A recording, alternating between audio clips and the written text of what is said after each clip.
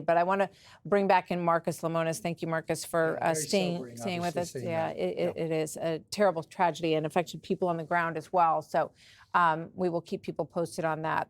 With regard to what happened last night and your view of it as a business leader in America and someone who has experienced some of these frictions between a socialist culture and capitalism that we know and love. That's right. So I grew up in Miami, as I mentioned earlier.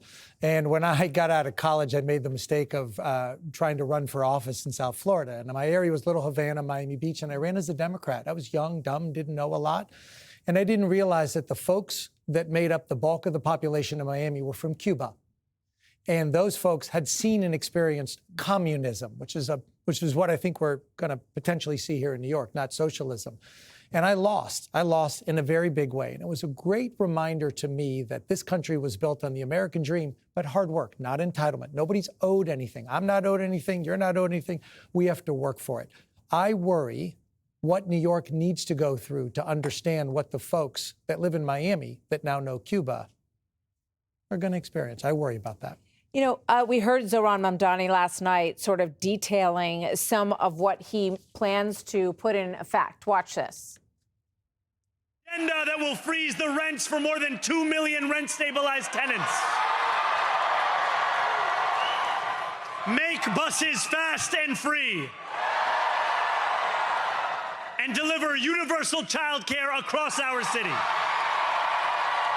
So, you know, a rundown of all the free stuff. Lots the of free free buses, the rent stabilization, no rent revenue freezing, source. and yes, and delivering universal childcare, which is a $6 billion proposition. Oh, the revenue source is 2% on the $1 million plus income group, and even more than that on corporate tax. Well, you have to have a tax base to actually receive the revenue. And so we've already seen a mass exodus into Florida, into Texas, into 7 other states with no state income tax.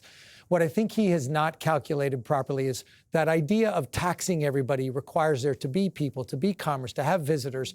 I don't believe that people from around the country in short term are going to want to visit. Here's what gives me comfort. Capitalism in a free market always wins in the end.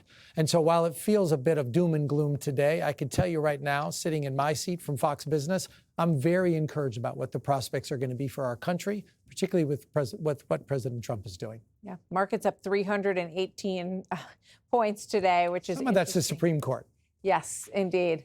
All right. Thank you very much, Marcus. Thanks for hanging with us. And it's always good to see you. Thanks for being here. Hey, Sean Hannity here. Hey, click here to subscribe to Fox News YouTube page and catch our hottest interviews and most compelling analysis.